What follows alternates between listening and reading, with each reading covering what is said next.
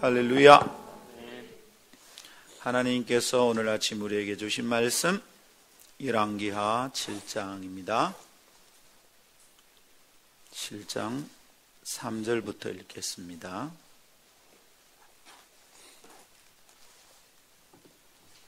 열왕기하 7장 3절부터 읽겠습니다. 성문 어귀에 나병 자 네 사람이 있더니 그 친구에게 서로 말하되 우리가 어찌하여 여기 앉아서 죽기를 기다리랴. 만일 우리가 성읍으로 가자고 말한다면 성읍에는 굶주림이 있으리니 우리가 거기서 죽을 것이요, 만일 우리가 여기서 머무르면 역시 우리가 죽을 것이라. 그런즉 우리가 가서 아람 군대에게 항복하자.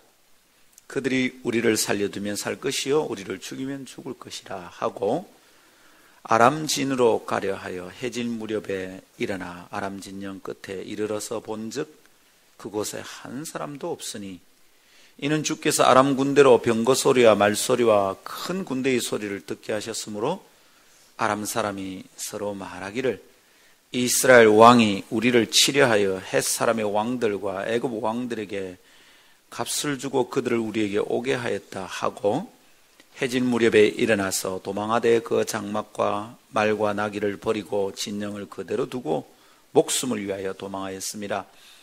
그 한센시병 환자들이 진영 끝에 이르자 한 장막에 들어가서 먹고 마시고 거기서 은과 금과 의복을 가지고 가서 감추고 다시 와서 다른 장막에 들어가 거기서도 가지고 와서 감추니라. 한센시병 환자들이 그 친구에게 서로 말하되 우리가 이렇게 해서는 아니 되겠도다. 오늘은 아름다운 소식이 있는 날이거늘 우리가 침묵하고 있도다. 만일 밝은 아침까지 기다리면 벌이 우리에게 미칠지니 이제 떠나 왕궁에 가서 알리자 하고 가서 성읍 문지기를 불러 그들에게 말하여 이르되 우리가 아람진에 이르러서 보니 거기에 한 사람도 없고 사람의 소리도 없고 오직 말과 나귀만 메어 있고 장막들이 그대로 있더이다 하는지라. 그가 문지기들을 부르매 그들이 왕궁에 있는 자에게 말하니. 여기까지만 읽겠습니다. 이것은 하나님의 말씀입니다. 하나님의 말씀은 능치 못함이 없습니다. 할렐루야. 아멘. 여러분 이 아침에 반갑습니다. 네, 좋은 아침입니다. 할렐루야. 감사합니다. 서로 인사 좀 나눌까요? 반갑습니다. 네, 여러분 반갑습니까? 네, 그죠? 우리 지구에 중력이 작용하듯이 영혼에도 중력이 있습니다. 그래서 그냥 아침에 안 일어나고 싶죠. 충분히 자고 싶죠. 그게 인생의 본질입니다. 그런데 떨어지는 공이 중력을 이기고 다시 솟으려면 어마어마한 에너지로 쳐올려야 됩니다. 마치 그런 것처럼 우리도 이 중력을 이기고 영의 중력을 이기고 이 아침을 깨우는 것은 단지 육신의 힘만으로만 되는 것도 아니죠. 어마어마한 에너지가 이 우리의 영의 중력을 이기고 솟아오를 수 있다는 것, 하나님의 은혜를 우리에게 주셔야 되겠습니다. 아멘. 그래서 이 아침에 우리 깨어 일어난 거 얼마나 복된지 주님께 감사합시다. 할렐루야. 참 감사합니다. 감사합니까? 네, 감사합니다. 새벽에 잠도 깨울 거면서 우리 주님께 감사의 박수 올립시다. 할렐루야. 기도합시다. 하나님 감사합니다. 오늘도 저희는 주의 말씀 앞에 섭니다. 하나님, 주의 말씀을 붙잡고 주님 앞에 엎드립니다. 오 주여, 주님 여기 오셔서 저희를 받아주시되 저희의 연약함 받아주시옵소서. 하나님, 저희가 잘나고 똑똑한 척 하지 아니하고 있는 그대로 주님 앞에 꾸밈없이 나아갑니다. 이 아침 저희에게 임하셔서 예비한 은혜를 부어 주옵소서. 오늘도 주께 나아가며 헌물을 준비한 성도의 헌금을 받아 주옵소서. 하나님께서는 줄인 자들에게 먹을 것을 주시고 갇힌 자들에게는 자유를 주시는도다. 이 믿음의 고백으로 주께 드리는 849번째 1000번 감사를 받아 주옵소서. 하나님과의 약속을 지키기 위하여 오래도록 800번이 넘도록 몸부림치며 헌신하는 성도의 이 기억력을 축복하시고 하나님이 주신 은혜에 이렇게 갚으리라. 하나님께 나아가는 성도를 기름 부어주시고 주님의 기뻐하신 은혜로 채우시며 믿음의 고백대로 이루어지게 하옵소서. 이 아침 저희는 개인적인 고백과 감사를 주님 앞에 주저없이 드리며 나아갑니다. 하나님, 이 아침의 고백과 감사를 받아서 하늘에 응답되게 하여 주옵소서. 감사합니다. 존귀하신 주 예수님 이름으로 기도하옵나이다. 아멘. 할렐루야. 미국의 철광왕으로 유명한 사람 있죠? 누굽니까? 카네기. 카네기 굉장한 부자죠. 카네기 하면 우리가 쉽게 떠오르는 건 뭡니까? 미국의 카네기 홀입니다. 거기에 아시아권 그죠? 클래식 음악가가 아닌 사람으로 아시아권에서 처음으로 조용필 씨가 거기 섰다고 그랬습니까? 하여튼 유명한 카네기 홀 있습니다. 근데 이 카네기, 철광왕 카네기가 했다는 말 가운데 마음을 울리고 지나가는 말이 있어서 오늘 아침 좀 소개하고 싶습니다. 이런 말을 했대요. 부자인 채로 죽는 것은 부끄러운 일이다. 한번 따라해 보시다. 부자인 채로 죽는 것은 부끄러운 일이다. 그래서 우리는 안 부끄러우려고 부자가 못 되는 거죠. 영광스럽게 죽으려고. 뭐가 부자냐 이 생각을 또 따지면 할 말이 참 많다, 그죠? 자, 여러분, 부자인 채로 죽는 것은 부끄러운 일이다. 이 말 속에는 아주 우리가 붙들어야 될 소중한 깨달음이 있는 것 같아요. 우선은 현대인이 추구하는 부에 대한 건강한 관점이 보입니다. 불안 이런 것이다. 그죠? 그런 게 보입니다. 그죠? 그리고 또한 자신이 누리는 소유를 모은 다음의 발걸음에 대한 아름다운 힌트를 주고 있습니다. 지금 현대인들은 돈을 모으는 데는 굉장히 집중력을 발휘합니다. 그런데 돈을 모으고 난 다음에 어떻게 하는지를 잘 몰라서 우리가 사는 땅이 힘들어진다. 그렇게 생각합니다.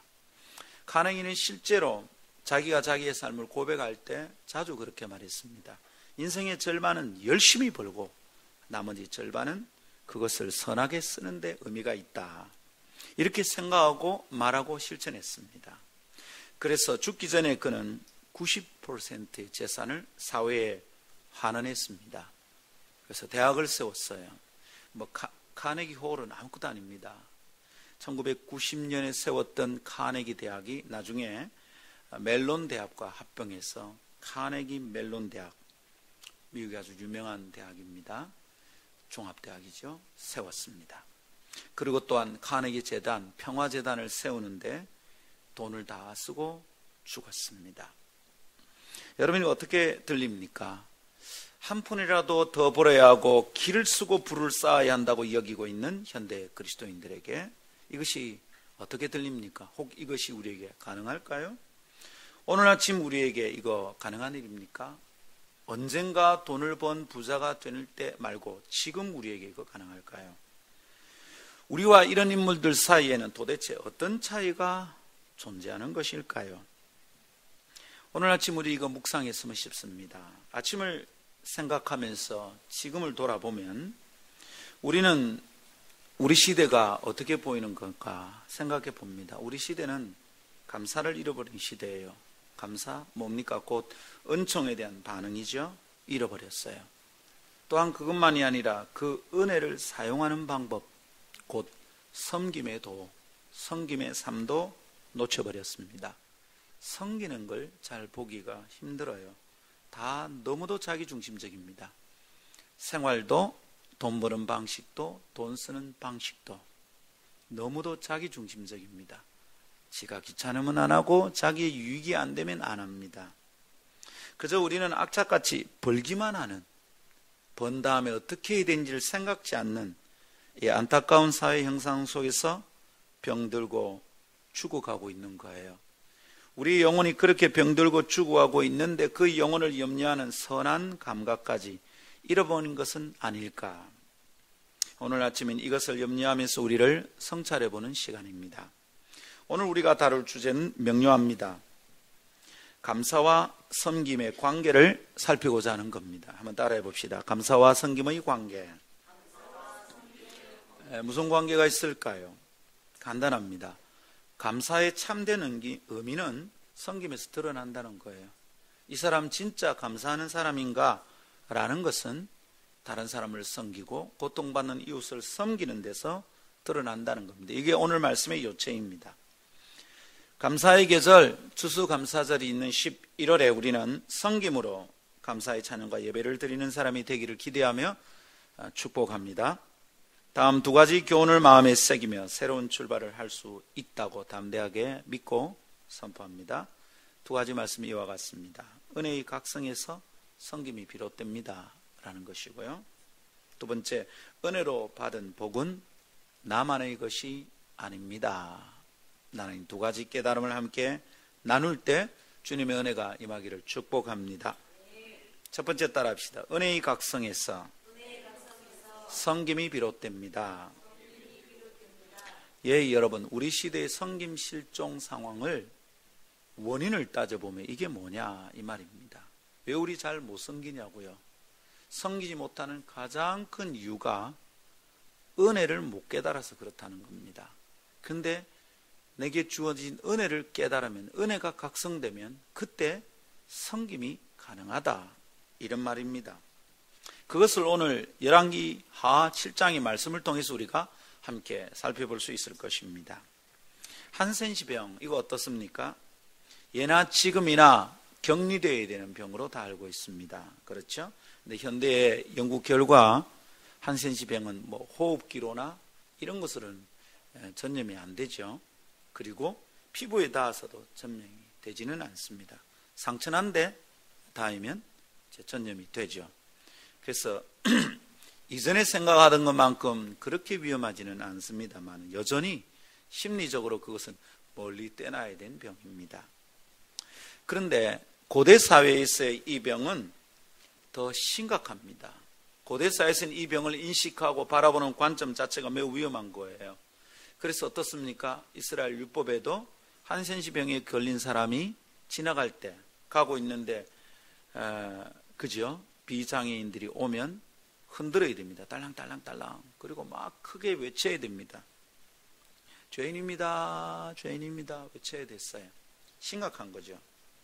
이들은 사랑하는 사람들로부터 떨어져 있어야 됐습니다. 그리고 버림을 받아야 했었어요.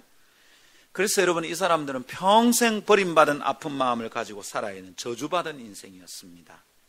이스라엘 공동체 안에도 당연히 이런 사람들이 있었습니다. 모세 율법에서부터 이것은 아주 심각하게 다루는 질병이었습니다. 근데 오늘 우리가 열왕기하 7장에 보니까 이 사람들이 얘기 나옵니다. 그렇죠? 이때 아람 왕 벤하닷,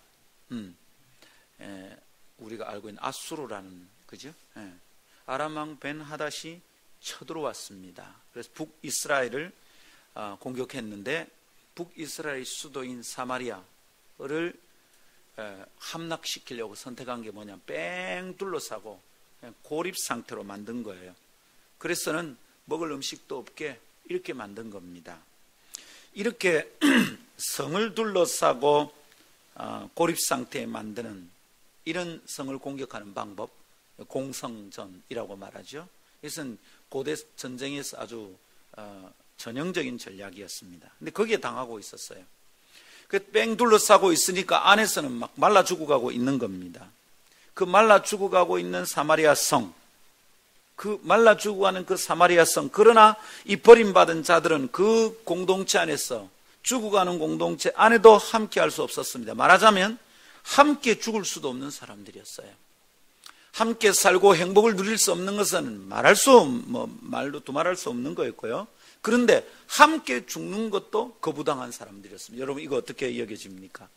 정말로 안타까운 운명이죠. 그래서 여러분, 이렇게 여겨지는 사람들, 그런 걸 느끼는 사람들은 어떨까요? 우리는 사랑하는 사람들과 함께 행복할 수도 없고 함께 살 수도, 함께 죽을 수도 없다. 이래 되면 어떻게 됩니까? 그들의 선택은 종종 아주 극단적이 될 수밖에 없습니다. 그래서 그럴 때 어떻게 합니까? 뭐 자살하기도 하고, 그러면 같이 죽자 마, 불을 질러서 같이 죽자 그러기도 하고, 이런 일을 선택합니다. 그러다가 가끔 죽게 하면 까무라치기지, 이런 말을 하기도 합니다. 여러분, 이런 말은 진짜 막다른 골목에 다다른 사람들의 속수무책의 탈출 방안이기도 합니다. 어떻게든지 한번 해보자, 이런 것이죠. 여러분, 오늘 우리가 성경에서 만난 이 4명의 한센시병 환자들, 이 사람들이 그런 형편입니다.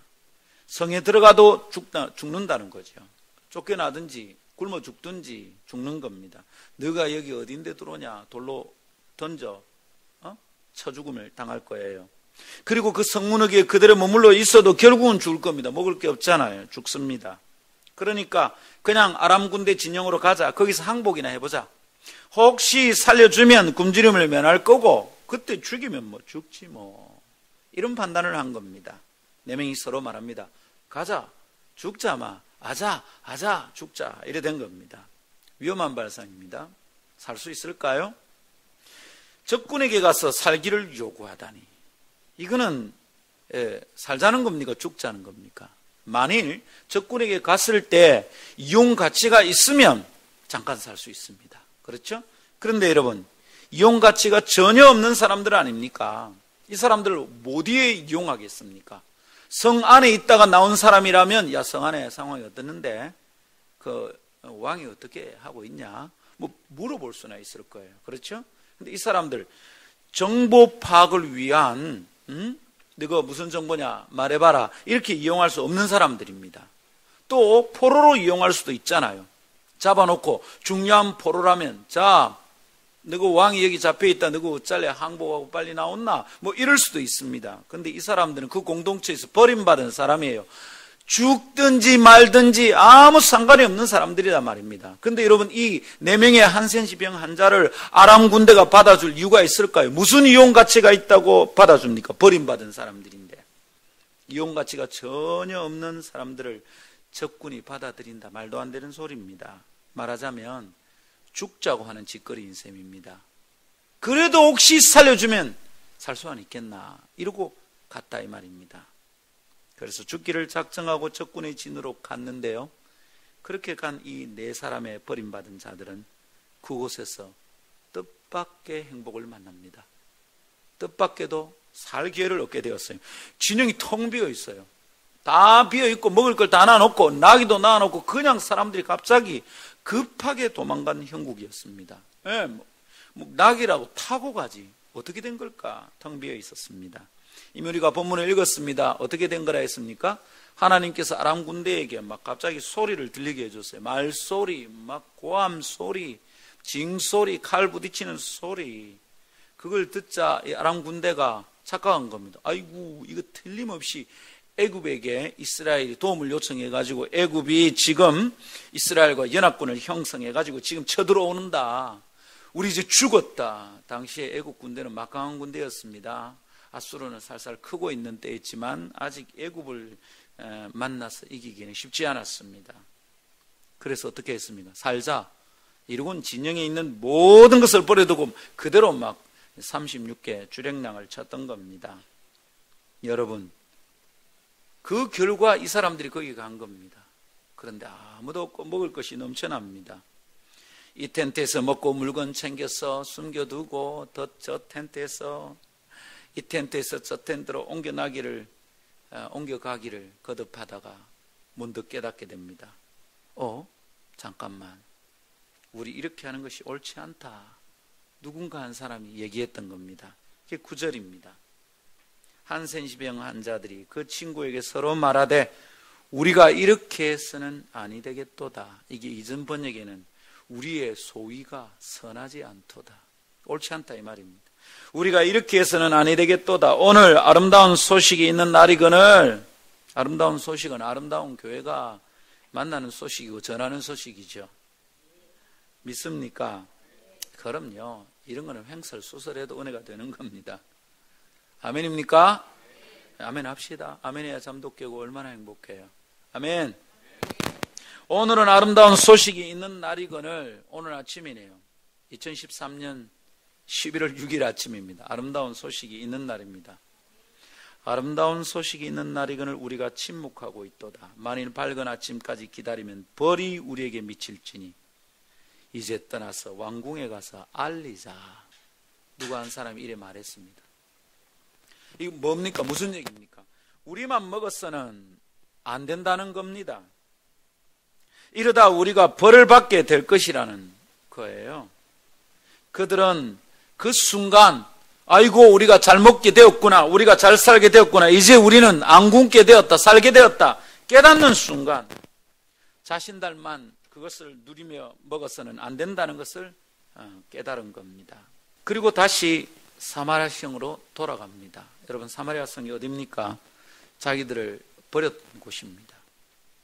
자기들을 버렸던 곳이에요. 여러분, 자기들을 버렸던 곳인데 살 소식을 전하러 갑니다. 이거 쉽지 않은 일입니다. 아무나 할 수 있는 게 아닙니다. 여러분, 이 저주도 받은 가슴으로 가득 차 있는 사람들은 이럴 때 어쩝니까? 에이고 배태지게 내나 묵지, 너희는 다 굶어봐라, 그렇게 죽어가라, 우리를 버렸지, 이렇게 할 수 있을 만한 사람들입니다. 마음껏 즐기다가 배부르게 먹다가 순간 깨달은 겁니다. 아, 이거 우리만 먹어서는 안 된다. 그렇게 하면 벌 받는다. 이거 내일 아침까지 그대로 있으면 우리 진짜 벌 받는다. 이 밤이라도 빨리 뛰어가자. 가서 전하자. 살 길이 있어. 우리 함께 먹을 수 있어. 이제 이래 안 해도 돼요. 이걸 말하러 가자. 얘기한 겁니다. 자, 여러분, 가만히 관찰해 볼까요? 여러분, 이 사람들 어떻습니까? 이 사람들의 시작을 한번 생각해 봅시다. 뭐 어떤 선한 의도나 동기가 있었습니까? 그저 먹고 살자는 것뿐이에요. 아이고 막 죽으면 죽고 한번 가보자, 이것이었죠. 그들의 삶과 행동의 높은 윤리적 기준을 찾을 수도 없었습니다. 그냥 생존 본능뿐입니다. 그리고 자신의 몸뚱아리 하나 챙기는 외에는 아무것도 생각지 않고 아람군대로 그냥 달려간 겁니다. 그런데 그 결정은 이상합니다. 어떤 높은 수준의 윤리적 가치관을 가지고 있는 사람보다 더 소중한 결정을 했습니다. 어떻게 이런 결정을 하게 된 겁니까, 여러분? 어떻게 된 겁니까? 비결은 은혜의 각성에 있습니다. 한번 따라합시다. 은혜의 각성. 그들이 은혜를 깨달았다, 이 말입니다. 그들이 먹고 살게 된 이 형편은 자신들의 노력으로 된 게 아니잖아요. 이건 우리가 잘해서 된 게 아니다. 깨달았다, 이 말입니다. 농사를 지은 것도 아닙니다. 무역을 한 것도 아닙니다. 회사에 다닌 것도 아니에요. 자기들이 수고한 결과가 아님에도 자기들이 살게 되었습니다. 이게 뭡니까? 우리는 이것을 은혜라고 부릅니다. 아멘. 아무런 자격 없이 받는 선물, 조건 없이 받는 선물, 이게 은혜입니다. 내가 잘한 게 없는데도 내가 누리는 것, 이게 은혜입니다. 그 버림받은 사람들은 은혜를 깨닫는 순간을 맞이하게 된 거예요. 놀라운 변화는 은혜의 각성에 있습니다. 은혜를 깨달으면 됩니다. 은혜를 깨달을 때 사람이 변하는 거예요. 아, 우리 아무 자격 없이 이 선물을 받았구나. 이게 은혜를 깨닫는 거예요. 그 은혜를 깨닫는 순간을 이 사람들이 맞이한 겁니다. 놀라운 변화는 항상 거기에서 시작이 됩니다. 은혜가 각성될 때, 은혜를 은혜로 알게 되는 순간 삶이 변한다, 이 말입니다. 사람이 그때 변하는 겁니다. 사람은 말입니다, 여러 가지 방식으로 변할 수 있습니다. 어떨 때는 목숨이 위기에 처하면 사람이 달라지기도 합니다. 죽다가 살아나도 막 달라지고 여러 가지가 있습니다. 위협을 당하면 사람이 달라지기도 합니다. 그렇죠? 그래서 나쁜 사람들은 사람을 겁을 줘서 달라지게 만듭니다. 근데 이런 거는 어떻습니까? 상처를 많이 남깁니다.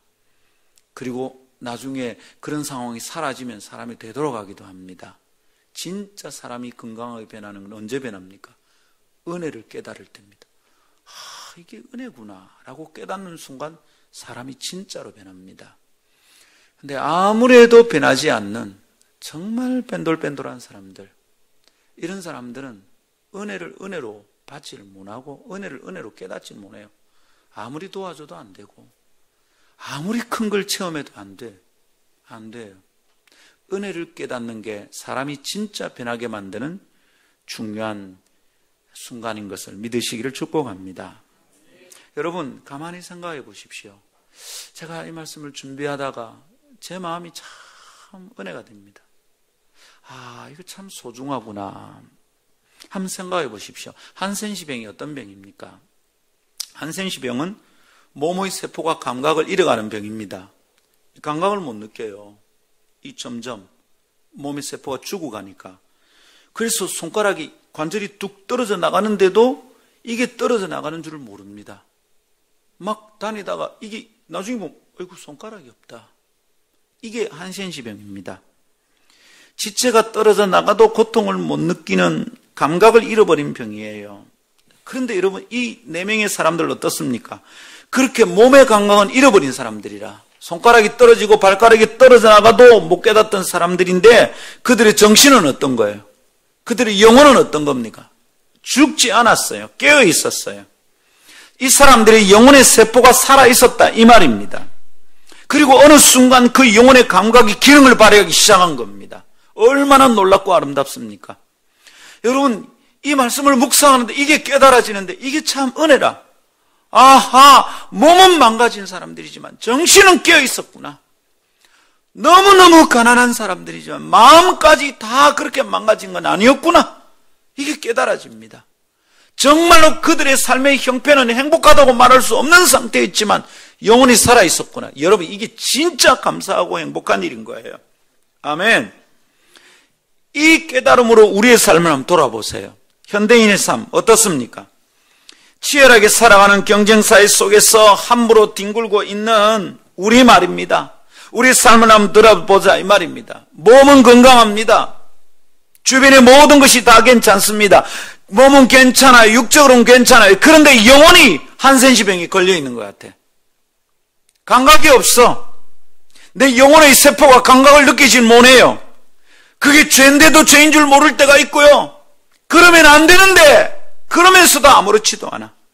은혜를 은혜도 깨닫지 못해요. 다른 사람의 고통을 고통으로 느끼지도 못해요. 고통을 다루는 방식도 몰라요. 그리스도인들조차도 그다지 다르지 않습니다. 받은 복에 대한 은혜 차원의 묵상이 안 되는 거예요. 그냥 복 받아서 좋은 거예요. 이번에 대박 났다. 돈 벌었다. 돈 벌면 지금부터 먼저 챙기는 거죠. 차 바꾸고 집 바꾸고 정신이 없습니다.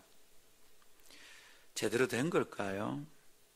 여러분, 주님이 부어주신 은혜인데도 은혜라고 인정하는 것이 힘드니까 이 복으로 섬기는 것 자체가 어려운 거죠. 점점 더 어려워집니다. 공동체가 병들고 이웃이 고통을 당하는 것을 보면서도 섬기는 게 안 되는 거예요. 은혜 깨닫지 못해서 그런 겁니다. 이 아침 그래서 권합니다. 아름다운 교회요, 우리 깨어 일어납시다. 우리 교회 안에 은혜의 각성이 일어나기를 축복합니다.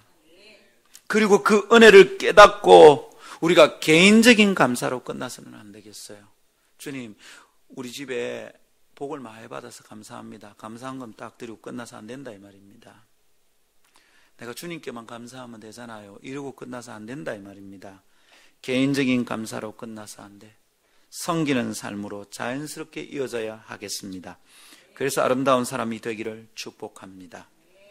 이 4명의 한센시병 환자들이 우리에게 보여주는 깨달음입니다. 아이고 먹게 살게 되었구나. 정신없이 먹다. 이 본능적인 차원이죠. 그래서 은혜를 깨달으면 주님 감사합니다 이러고 안 끝났다 이 말입니다. 이거 우리 동포들에게 빨리 전하자. 뛰어갔다. 섬김의 삶이 있었다 이 말입니다. 감사를, 은혜를 개인적인 차원에서 해결하고 끝나지 않았다.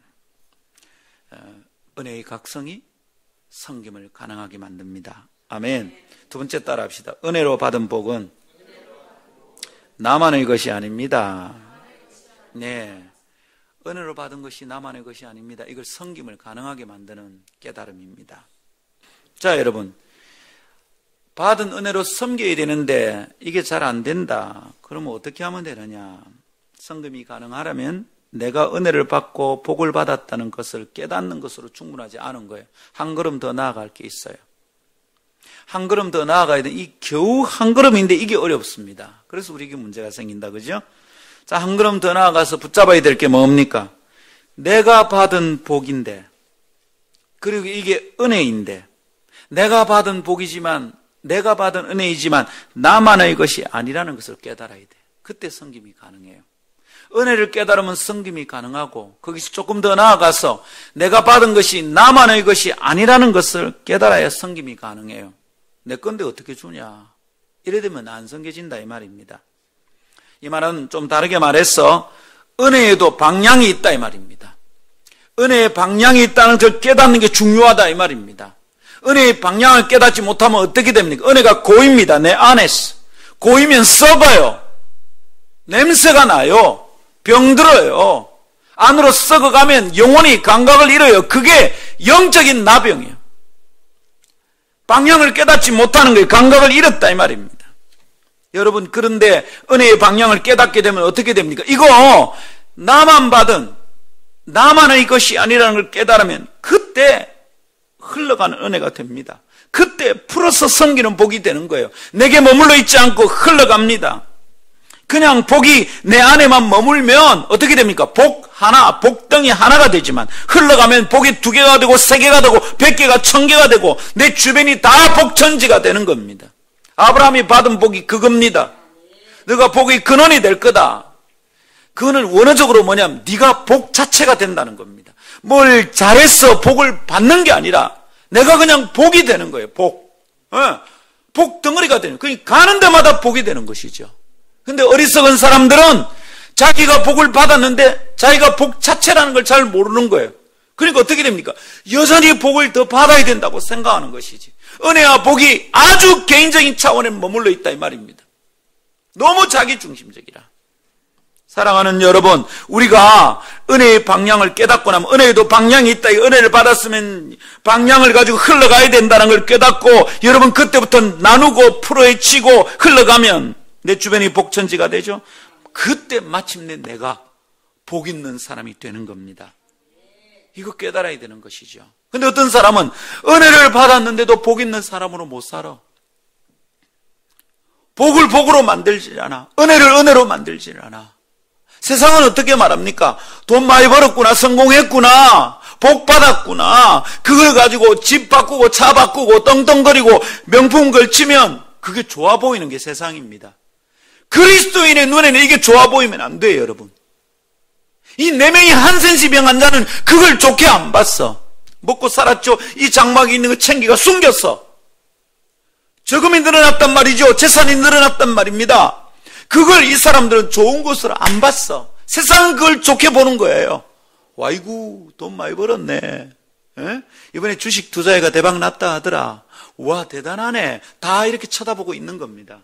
그걸 다 좋아라 여깁니다. 근데 그리스도인은 이것을 좋게 여기면 안 됩니다. 자, 복 받았구나 이렇게 여기면 안 됩니다. 우리는 복에 대한 개념이다는 그건 복이 아니에요. 그건 복을 쌓고 있는 게 아니라 저주를 쌓고 있는 중이야. 폭탄을 내 안에 품고 사는 거. 어느 날 뻥 터지면 자신의 존재는 위험해지는 것이죠. 여러분, 오늘 아침 이 말씀을 믿으십시오. 아멘. 무슨 말인지 알겠습니까? 이게 고여있는 복은 복이 아닙니다. 복과 은혜의 방향이 있습니다. 우리 교회는 이걸 아는 분들이 꽤 많습니다. 소리 없이 흘러보내는 분들이 참 많습니다. 근데 그분들 넉넉하지 않습니다. 해놓고 막 포 안 냅니다. 내가 했다 말하지 않아. 근데 하고 있어요. 예, 목사이기 때문에 압니다. 참 고맙다. 진짜 고맙습니다. 막 보듬어 주고요. 막 뽀뽀해 주고 싶어요. 아, 참 고맙다. 어떻게 우리 이렇게 할까? 참 복되죠? 우리 교회 참 복된 교회입니다. 만일 교회 이름을 바꿔야 된다면 우리는 복 있는 교회, 아니면 복 있는 사람들 교회 뭐 이러든지. 복교회, 블레싱 처치인가 아니면 블레스드 처치인가, 하여튼 막 복된 교회예요. 사랑하는 여러분, 은혜의 방향 있습니다. 이거 붙듭시다. 근데 여러분, 이게 안 쉽습니다. 겨우 한 걸음 더 가는데 굉장히 어렵습니다. 그 사이를, 그 한 걸음의 사이를 가로막고 있는 게 우리의 죄입니다. 죄성을 여전히 가지고 있고 해결하지 않은 사람, 이거 절대 안 됩니다. 안 나아갑니다. 그 한 걸음 가는 것 같은데 그것도 자기의 유익을 위해 씁니다. 소문내고 기부했다 얘기하고 국회의원 나가려고 미리 사전에 준비하는 거다 이 말입니다. 죄성 때문에 그렇습니다. 이 한 걸음이 잘 안 가집니다. 왜 그렇다고요? 죄는 항상 영적인 나병입니다. 내 영혼의 세포가 썩어 있어서 그렇다 이 말입니다. 손가락이 떨어져 나가도 못 느끼는 한센시병처럼 우리가 영적으로 한센시병에 걸려 있는 거예요. 내 영혼의 세포가 죽어 있어서 그런 거예요. 감사할 조건도 찾아내는 것 안 되는 사람이 있습니다. 그게 감사거리다, 은혜다, 이걸 모르는 사람들도 있습니다. 이 진짜로 죽은 거죠. 영혼의 나병에 걸려 있는 겁니다. 감각이 죽었다 이 말이죠. 그래서 여러분, 오늘 우리가 이 생명의 말씀을 듣는 순간 말씀의 능력으로 그 세포들이 우리 가운데 살아나기를 축복합니다. 적어도 은혜를 은혜로 깨닫지 못하는 이 병에는 걸리면 안 돼. 은혜다라는 건 알아야 돼. 복이다라는 건 알아야 돼요. 그렇지만 그래서 드리는 감사로 끝나면 안 돼. 감사는 그렇게 사사롭고 개인적인 차원에서 끝나서 안 돼요. 내가 복 받았다, 야, 참 감사하다, 야.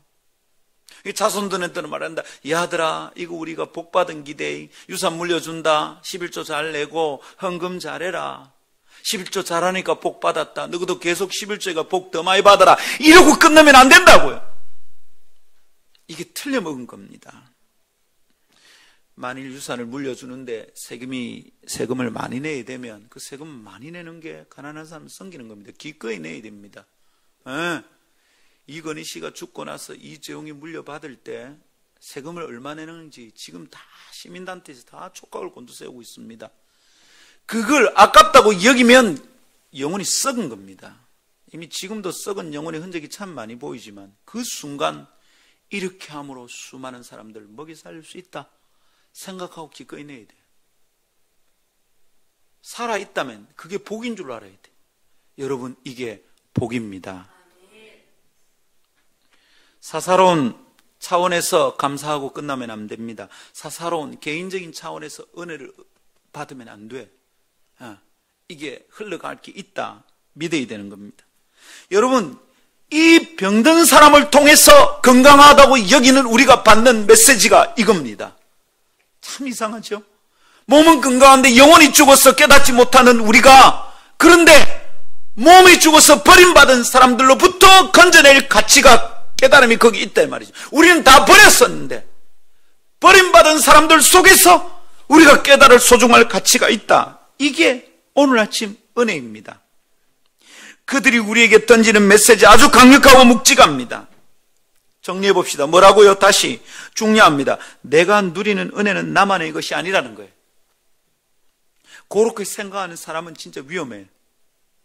내가 어떻게 해서 벌은 돈인데 큰일 납니다. 저는 언젠가 얘기했습니다. 부자는 천국에 못 들어간다 했습니다. 예수님이 하신 말씀이니까 쓸데없는 짓 하면 안 됩니다. 부자가 천국 가는 게 얼마나 어려우냐면, 어떻게 어렵다고요? 낙타가 바늘구멍에 들어가는 것 어렵다 합니다. 낙타가 바늘구멍에 들어가는 일이 있어도 그거보다 더 어렵대. 낙타 바늘구멍에 들어갑니까? 못 들어갑니까? 못 들어갑니다. 부자 천국에 갑니까? 못 갑니까? 못 갑니다. 부자면 못 갑니다. 그럼 누가 부자냐고. 10억이면 부자입니까? 100억이면 부자입니까? 우리는 재산이 1억도 안 되니까 우리 부자 아닙니까? 부자는 자기 게 많은 사람이 부자예요. 100만이라도 직계 있는 사람이 부자입니다. 내가 어떻게 벌은 건데 절대 못 줘. 부자인 겁니다. 카네기 어마어마하게 벌었잖아요. 그런데 부자인 채로 죽으면 그건 복이 아니다 라고 말한 사람, 자기가 번 것은 선하게 쓰는 데 쓰고 죽어야 된다라는 사고를 가진 사람, 내 건데 어떻게 그러냐. 자손 만들어 잘 물려줘가지고 떵떵거리고 살아야 되지. 요 사람들이 부자다 이 말입니다. 100억을 가지고 1000억을 가져도 이게 내게 아니다. 나만의 것이 아니다. 라는 생각을 가진 사람들이 행복한 사람들이죠. 이 부자가 아니에요. 예, 무슨 얘기인지 아시겠죠? 그렇습니다, 여러분. 그런데 나만의 것이라고 누리고 끝나면 그게 벌 받는다 이 말인데, 이게 이 네 사람들이 깨달은 거예요. 우리 내일 아침까지 이거 우리만 누리면 우리 벌 받는다. 내일 아침이 영적으로는 뭡니까? 내일 아침이 영적으로는 뭡니까? 종말의 시간이죠. 그리스도인 날입니다. 여호와의 신원의 해가 열리는 날입니다. 여러분, 그날까지 있다가는 우리가 벌 받는다. 이게 이 네 사람이 깨달은 겁니다. 종말적인 깨달음입니다. 여러분, 사사로운 관점에서 은혜의 각성은 벌 받는 거예요.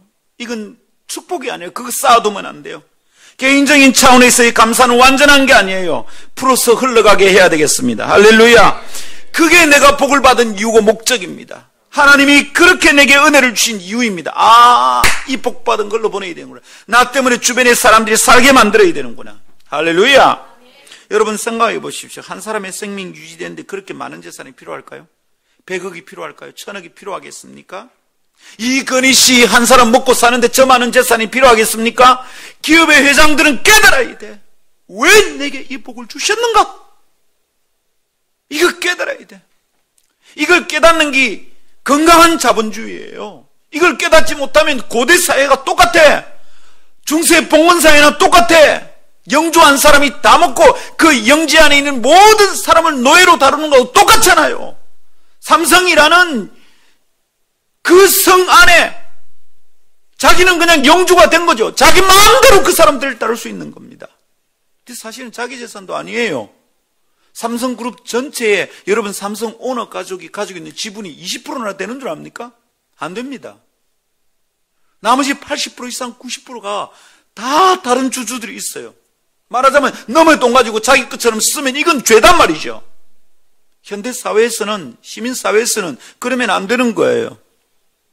그러니까 여러분, 증여세를 물고 상속세를 물 때 기뻐하고 감사해야 됩니다. 크리스찬의 관점에서는 참 감사하다. 이렇게 많이 섬길 수 있는 기회를 주셨구나. 이래야 되는 거죠. 대구 월성에 제가 아는 장로님 계십니다. 한의원을 크게 합니다. 전국 각지에서 옵니다. 잘 지어요. 그래서 제가 어떻게 알게 되었습니다. 진짜 우연하게 갔는데 지어주는데 돈을 하나도 안 받습니다. 그 다음에 또 연락이 어떻게 되죠? 목이 안 좋을 때라서 목사님 얘기하십시오. 하도 얘기 아니니까 또 지어가 또 보냈더라고요. 안 괜찮으면 말하라는데 내가 말을 안 하니까 또 보냈어요. 고마워서 한번 올라갔습니다. 갔는데 그 장로님이 이러십니다. 그 앞에 도로가 막 놓이는데 터널 뚫고 이제 산과 산 사이에 이래 다리가 놓이면서 도로가 놓이는 거예요. 공사 한참 하고 있어요. 제가 보면서 그랬습니다. 아이고 장로님 공사를 참 크게 하네. 근데 장로님이 이렇게 말합니다. 참 큰 공사지에 목사님 제가 세금 많이 내야 되겠지 이러는 거예요. 그 시골 영감이 한 얘기라. 목사님 제가 세금 많이 내야 되겠지. 하나님이 제게 은혜를 많이 주십니다. 저 세금 많이 낼 겁니다. 복되지? 저요 젊은 사람들 제대로 교육받은 의식 있는 사람들에게서도 그런 얘기 잘 못 들었습니다. 돈 많은 사람들 앉으면 어떻게 세금 줄이느냐. 사실은 탈세인데 이름은 뭐냐면 절세라 그럽니다. 세금을 절약한대. 세금 절약이 어디 있어? 그건 탈세지. 우리 세금 많이 내야 됩니다. 세금 많이 내는 걸 복으로 알아야 됩니다. 아멘. 물론 잘못된 세금은 내면 안 되겠죠. 정당하게 말입니다. 근데 한 사람 생명이 유지되는데 뭐 그래 많은 재산이 필요하냐고요. 하나님이 왜 많은 재산을 주는지 깨달아야 돼. 여러분 생각해 본 적 있습니까? 나의 행복의 잉여분으로 몇 사람이 더 살 수 있을까 생각해 본 적 있습니까? 도대체 이런 생각을 해보기나 하면서 살아가는 걸까요? 내 먹고 살기 바쁜 거예요. 아직도 나는 살기가 빠듯합니다. 자꾸 이래 말을 해요. 여러분, 제 나이에 제 친구들, 꽤 성공한 친구들은 연봉이 1억, 2억이 넘고요. 그렇지 않아도 제 나이에 제 연봉만큼 받는 사람 없습니다. 그런데도 그 친구들은 아직도 모자란다고 생각하고 있어요. 동창회 모이는데 제가 말했습니다. 우리 회비내가 우리 먹고 즐기고 2차, 3차 가고 끝낼 것 같으면 난 절대로 안 온다 이랬습니다. 제가 오기를 계속 바라더라고요. 제가 말했습니다. 우리 회비낸 거 가지고 1차 밥 먹는 거 이상 더 쓰면 안 된다. 그럼 나는 안 온다.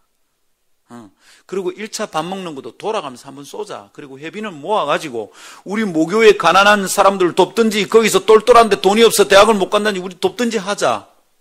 왜 우리가, 그러니까 막 차를 타고 이제 제법 잘 사는 거예요. 애들이 막 그랜저 타고 오고, 뭐 조그만 중소교회 사장도 있고, 뭐 이사야.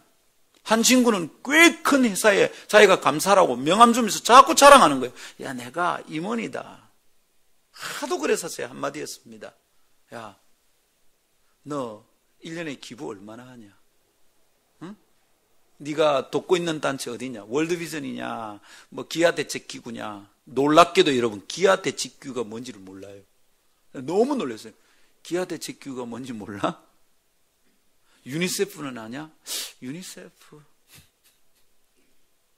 몰라. 지가 이사래, 임원급이래. 큰 회사입니다. 한보철강 있잖아요. 지금은 일본 회사로 넘어갔습니다. YM 코리아라고 바뀌었어요. 그 회사의 임원이에요. 임원. 연봉이 뭐 1억이 휘딱 넘어요. 그런데 어떤 기부단체가 있는지 몰라. 차곡차곡 돈 모으고 있어. 너무 안타까워. 내가 지보다 훨씬 많이 기부해. 연봉은 지 6분의 1밖에 안 돼, 내가. 그런데 내가 훨씬 많이 기부해. 내보고 이럽니다. 야, 그 11조 안 아깝나? 안 아깝다, 인간아. 안 아까워. 야, 내가 니 좀 쓸데없는 소리 하지 마. 그걸로 다른 데 기부는 해. 사랑하는 여러분, 내가 받은 복으로 몇 사람 살 건지 생각해 본 적 있습니까?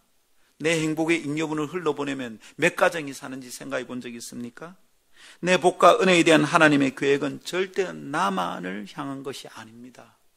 내가 뭐 이쁘다고 내게 그런 많은 복을 주십니까? 절대로 나만의 것이 아니에요. 여러분 압니까? 월 5만 원씩 1년간 후원하면 영양실조 걸린 아이 900명에게 고단백 영양식을 제공할 수 있습니다. 내가 이 자료를 찾아보고 깜짝 놀랐어요. 월 5만 원씩. 월 5만 원씩 매 1년을 후원하면 또 어떤 일이 있느냐. 에이즈 걸린 어린아이 3,000명 일주일치 항생제입니다. 3,000명에게 일주일 동안 항생제를 투여할 수 있어요. 살릴 수 있다 이 말입니다.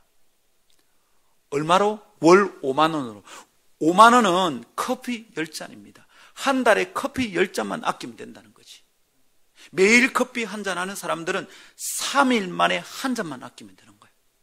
그러면 그걸로 900명의 굶주린 아이들에게 고단백 영양식이 제공된다 이 말입니다. 기가 막히죠? 얼마나 아름답고 놀라운 일입니까? 여러분 이거 들립니까 지금? 만일 차 10잔 값인데 그러면 이거 어떻게 하면 되냐면 10명이 함께 모으면 한 달에 커피 한 잔만 아끼면 돼. 10명이. 야 우리 10명이 한번 해보자. 커피 한 잔만 아끼고 헌금해보자. 그래서 이 10명이 5만 원씩만 후원을 보내면 이런 일이 일어난다 이 말입니다. 10명이면 한 목장이 할 수 있는 일입니다. 한 목장에서 결정하면 되는 겁니다. 우리 한 달에 커피 한 잔만 마시지 말자. 청년도 할 수 있고요. 어른도 할 수 있고요. 10대들 목장에서 살 수 있고요. 아름또래도 할 수 있어요. 우리 한 달에 용돈은 5천 원만 아껴보자. 이게 가능하다 이 말입니다. 5천 원만 아낀다. 어떻습니까? 3일 만에 500원만 아끼면 되는 겁니다. 떡볶이 아이들 지나가다가 학교 앞에서 떡볶이 하루만 참으면 된다 이 말이죠. 그러면 아름또래로도 할 수 있고 아름팀도 할 수 있고 아름청도 할 수 있고 성인 목자는 당연하게 할 수 있어요. 여러분 우리 다시 생각합시다. 우리가 받은 은혜에서 다시 생각할 것이 있습니다. 내가 받은 복을 사사로운 관점에서만 다루지 맙시다. 내 것, 내 아이만 생각하지 맙시다. 그때 성김이 가능합니다. 흘러가는 복이 가능한 줄 믿습니다. 할렐루야. 우리 교회 여기 와서 초창기부터 김장 나누기 했잖아요. 쉬운 일이 아닙니다. 고단합니다. 그죠? 그리고 처음에는 우리 교회가 돈이 없어서 제가 2해 동안 그랬습니다. 바깥에 돈 끌어댔습니다. 작년부터 바깥에서 오는 돈이 별로 없어도 해냈어요. 아마 올해는 우리 것만 해도 작년보다 좀 더 할 수 있을 것 같아요. 힘든 건 맞습니다. 특별히 우리 여성도들의 헌신은 어마어마합니다. 네, 많이 수고하는 겁니다. 그런데 여러분, 이거 뭡니까? 내게 있는 은혜를, 내 행복을 사람들에게 나누는 거잖아요. 이게 얼마나 놀라운 일입니까? 그것 때문에 전도하려고 안 해도 해야 됩니다. 내가 받은 복이 나만의 것이 아니라는 거죠. 난 더 크게 섬기고 싶습니다.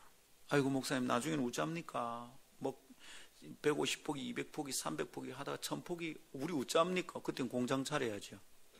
공장, 김치 공장 돌아가는 겁니다.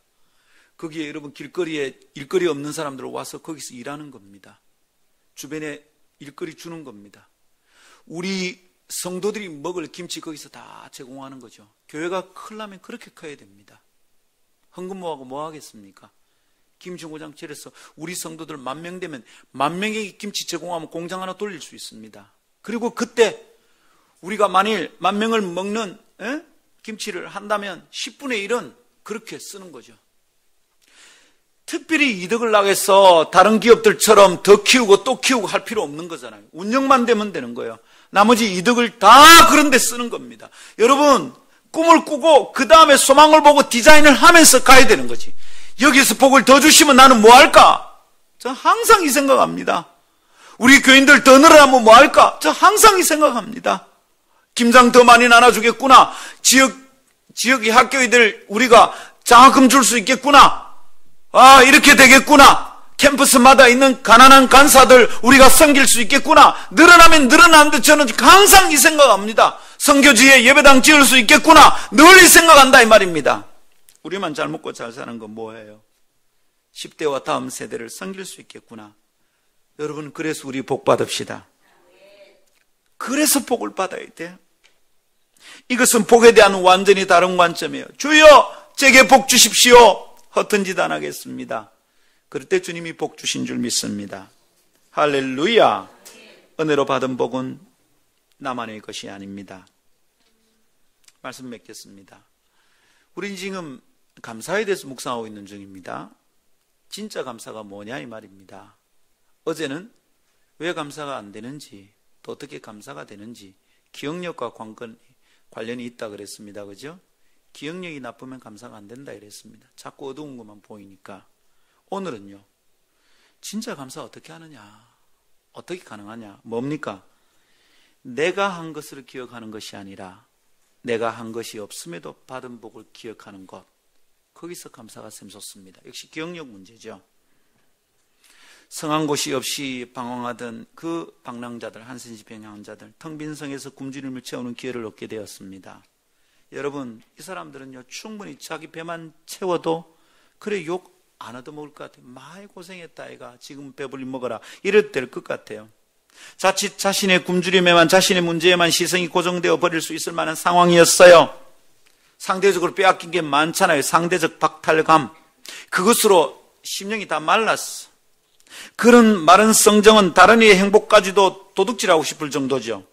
어쩌면 그동안에 버림받은 것, 빼앗김을 일시에 보상받고 싶은 마음도 있었을 거예요. 그래서 막 처음엔 감췄잖아요. 그런데 그들이 누리는 것, 그 복의 성격을 똑바로 이해했어요. 놀랍게도 그 상황 속에서 은혜의 본질을 파악했던 겁니다. 아, 이거 우리만 누려서는 안 되는구나. 내가 받은 은혜는 나만의 것이 아니구나 깨달았어요. 누구라서 이럴 수 있을까요? 몸은 망가진 사람들이었지만 그 영혼의 세포는 망가지지 않았어. 살아있었던 거예요. 할렐루야. 그리고 그들은 이 복된 길을 자신들만 누려서는 안 된다는 결단을 내리고 실행합니다. 자신들을 내치고 밀어내버린 버림받았던 그 공동체를 다시 찾아놨습니다. 함께 먹고 살자는 겁니다. 살 기회가 있다는 걸 선언하는 겁니다. 자식을 잡아먹던 중이었습니다. 여러분, 우리가 7장인데 6장에 보면 자식을 삶아 먹었어요. 한 여인이 왕에게 하소연을 했어. 뭐라고? 저 여자가 내한테 말했습니다. 우리 너무 배고프니까 자식 삶아 먹자. 실제로 그때 그런 일이 있었습니다. 역사 속에. 그래서 내 아이부터 삶아 먹었는데 그 다음에 지 아 삶아 먹을 차례인데 아를 숨가쁜 거예요. 저 나쁜 여자 보십시오. 왕에게 하소연을 할 정도였습니다. 여러분, 정말로 죽고 못 사는 상황에, 그런데 살 소망이 있으니까 뛰어가서 같이 살자고 얘기한 겁니다. 나만의 것이 아닙니다. 사랑하는 여러분, 오늘의 그리스도인이 이 얘기는 매우 충격적입니다. 다른 사람의 행복을 담보를 삼아서라도 자기의 유익을 추구하는 세태 속에서 이 사건은 굉장히 놀라운 가치를 우리에게 보여주고 있는 겁니다. 여러분, 이야기를 가만히 들으면 은혜를 받죠? 이야기를 가만히 나누면 치유가 일어납니다. 스토리텔링은 힐링입니다. 이야기가 치유를 만듭니다. 오늘 우리가 본 이 이야기가 그렇습니다. 감사를 잃어버린 병든 마음이 치유되는 이야기를 우리가 이 아침에 듣게 되는 겁니다. 그리고 우리에게 좀 낯선 감사인 이 놀라운 은혜가 우리의 마음을 치유하고 이 치유받은 마음의 섬김의 정신이 회복되는 것을 믿습니다. 사랑하는 여러분, 받은 것이 은혜임을 깨달으면 다른 사람을 향한 사랑으로서의 섬김이 가능합니다. 우리 이렇게 살아내도록 합시다. 아름다운 교회는 아름다운 문화를 새롭게 이루어가리라 소망하면서 시작된 공동체입니다. 그러나 우리가 여기 모일 때 우리의 과거를 그대로 묻히고 와서 모였거든요. 그러다 보니 새롭게 영혼의 세포를 만지는 것이 여간 어렵지가 않습니다. 새로운 문화가 잘 안 생깁니다. 우리 과거를 묻히고 와가지고 우리 속에 어두운 습관이 묻어 있는 거예요. 그러나 우리 오늘 아침 선포하고 과거의 어두운 습관을 끝냅시다. 한 해를 돌아보며 은혜의 흔적을 찾아냅시다. 그리고 감사를 깨닫게 된다면 이제 나의 만족을 넘어서서 섬김의 사명을 다해낼 수 있을 것이라 믿습니다. 오늘은 바로 그 아침이 열리는 시작입니다. 오늘부터 이 아침부터 그렇게 살 수 있을 겁니다. 이미 우리 성도들 그렇게 하시는 분이 많습니다. 그런데 아직도 정말로 좁은 마음으로 가지고 사는 사람들이 있어요. 특별히 우리 청년들, 우리 잘 섬기고 삽시다. 네, 어떤 사람은 모일 때마다 어떻게 요리를 해서라도 먹이고 싶어하는 사람이 있고요. 어떤 사람은 단 한 번도 그런 생각조차 못하는 사람이 있습니다. 조금 더 보너스 받으면, 조금 더 돈이 생기면 한번 먹여야 되겠다, 이런 생각조차 못하는 사람이 있습니다. 큰일 나는 거죠. 그 사람에게 복 주면 큰일 나는 겁니다. 어떤 사람은 한 달에 수입이 조금 들면 그걸로 책 몇 권 사서 사람들에게 막 나눕니다. 부잣집 아들입니까? 아닙니다, 여러분. 기꺼이 합니다. 기름값 드는데도 웬만한 곳에 다 태워주려고 마음먹기도 합니다. 섬김이죠. 내가 받은 은혜 나만의 것이 아닙니다. 아름다운 교회, 제발 은혜를 은혜로 받고 누리는 교회 되기를 축복합니다. 기도합시다.